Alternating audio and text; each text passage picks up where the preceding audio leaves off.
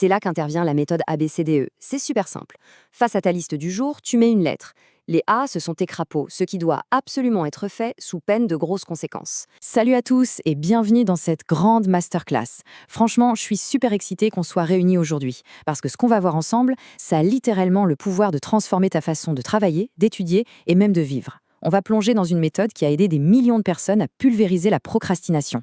Alors, oublie les petits hacks compliqués qui te font perdre plus de temps qu'autre chose. Aujourd'hui, on va droit à l'essentiel. Prépare-toi bien, parce qu'à la fin de cette session, tu auras entre les mains le système le plus puissant pour accomplir tous tes projets. Alors, écoute bien cette phrase. Avaler un crapaud vivant chaque matin et rien de pire ne vous arrivera le reste de la journée. Bon, je sais, ça sonne totalement farfelu. C'est souvent attribué à Mark Twain, mais pour la petite histoire, Émile Zola parlait déjà d'avaler un crapaud pour supporter les galères du quotidien. Mais au-delà de l'anecdote, c'est surtout la métaphore ultime, l'arme absolue pour terrasser notre pire ennemi, la procrastination. C'est une image tellement forte qu'elle va rester gravée dans ton esprit. Concrètement, ça veut dire quoi? Brian Tracy, le maître en la matière, nous explique que ce fameux crapaud, c'est simplement ta tâche la plus énorme, celle qui t'intimide à fond et que tu repousses toujours à demain. Mais la magie de ce concept, c'est que c'est exactement la tâche qui aura le plus gros impact positif sur ta vie. Imagine une seconde le soulagement et le sentiment de puissance que tu ressens quand ce monstre est enfin réglé dès le matin. Tout le reste de ta journée, c'est une vraie promenade de santé.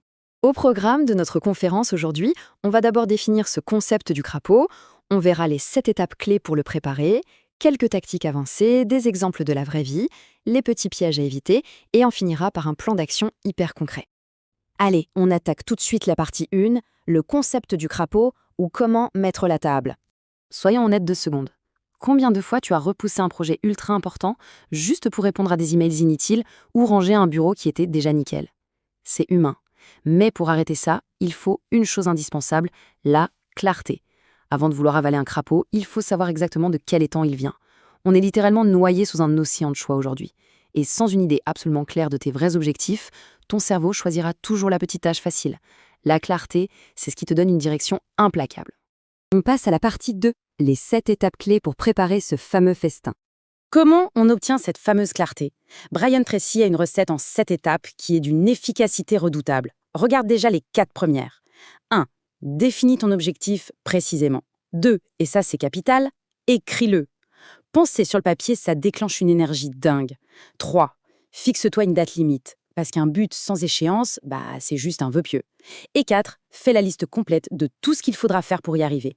Et pour boucler la boucle, étape 5, tu priorises cette liste. C'est là que tu débusques tes crapauds. Une fois le plus gros repéré, étape 6, tu passes à l'action tout de suite, sans réfléchir. Et l'étape 7, c'est le secret de la réussite sur le long terme, tu bosses dessus tous les jours. Avaler ce crapaud, ça doit devenir ta nouvelle routine du matin, une vraie habitude de vie. On continue avec la partie 3, les tactiques avancées. On ouvre ta boîte à outils anti-procrastination. Bon, savoir qu'il faut avaler le crapaud, c'est bien, mais parfois, la bête a l'air vraiment trop coriace, pas vrai? C'est là qu'intervient la méthode ABCDE. C'est super simple. Face à ta liste du jour, tu mets une lettre. Les A, ce sont tes crapauds, ce qui doit absolument être fait sous peine de grosses conséquences. Les B, c'est ce que tu devrais faire. Mais attention, règle d'or, on ne touche jamais à un B tant qu'un A n'est pas terminé. Les C, c'est les bonus sympas. Le D, tu délègues. Et le E, tu élimines purement et simplement. Ça fait un bien fou, tu vas voir. Et en parlant de trucs qui font du bien, tu vas adorer ce concept.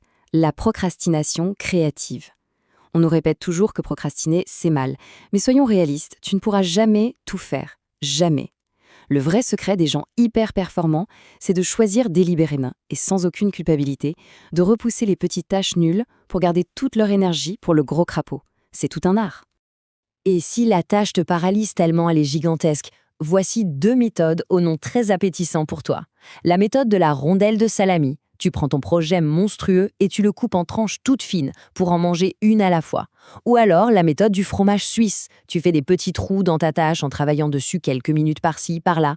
Le but, c'est juste de briser la glace pour te rendre compte que la montagne n'est pas si insurmontable.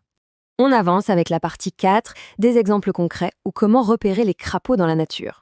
La théorie, c'est génial, mais est-ce que ça marche dans la vraie vie? Prends l'histoire de Shane, tirée du manuel pratique. En appliquant bêtement ce principe d'identifier ses tâches A tous les matins, devine quoi? Il a eu une promotion et avec le temps gagné, il a monté une entreprise et validé un MBA. Le tout sans s'épuiser. C'est ça la puissance absolue d'une action super focalisée. Pense aussi aux auteurs de best-sellers. Comment on écrit 400 pages? Facile. la méthode du salami, 1 page par jour, sans faille. Un autre exemple génial vient d'un utilisateur sur Internet. Si tu as une réunion qui commence dans 15 minutes, c'est pas le moment d'attaquer l'énorme crapaud du rapport annuel. Faut être stratégique. Tu choisis une petite tâche adaptée. Le vrai crapaud, il demande du temps et de la concentration. Même les grands leaders s'adaptent. Le PDG Michael McDavid, par exemple, il ne mange pas son crapaud au saut du lit. Avec son équipe, il bloque carrément un créneau officiel de 2 heures dans l'après-midi, au moment de leur vrai pic d'énergie.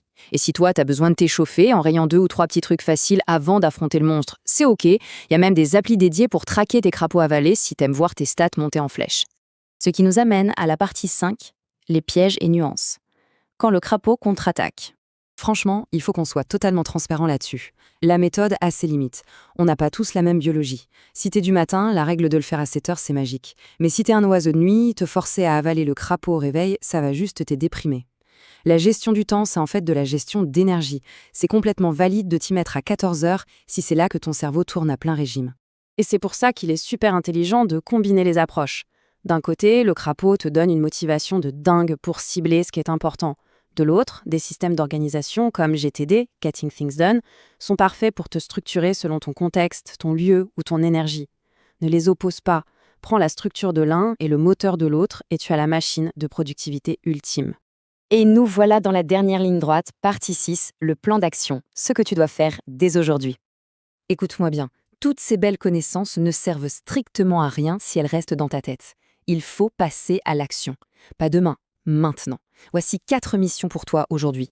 1. Écris 10 objectifs pour l'année à venir, au présent. 2. Pointe du doigt ton plus gros crapaud du jour, celui qui te bloque la route. 3. Fais place nette, range ton bureau, parce que l'ordre extérieur crée la clarté intérieure. Et 4. Prends ton projet le plus intimidant, coupe-en une petite rondelle et attaque-la tout de suite. Ah, et un dernier petit secret. Souvent, si un crapaud te fait peur, c'est juste par manque de confiance. L'incompétence, c'est le super carburant de la procrastination. La solution ? Forme-toi en continu.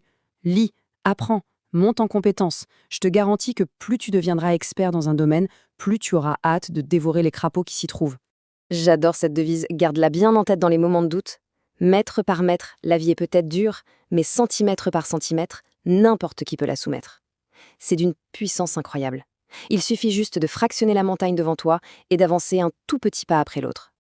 Alors voilà, je te laisse sur cette question et je veux que tu y répondes avec la plus grande honnêteté. C'est quoi aujourd'hui ton crapaud le plus gros et le plus laid ? Et surtout, quelle est la toute première petite action que tu vas faire là, à la seconde où cette masterclass se termine, pour commencer à l'avaler ? Allez, fonce, dévore ce crapaud et passe une journée absolument extraordinaire.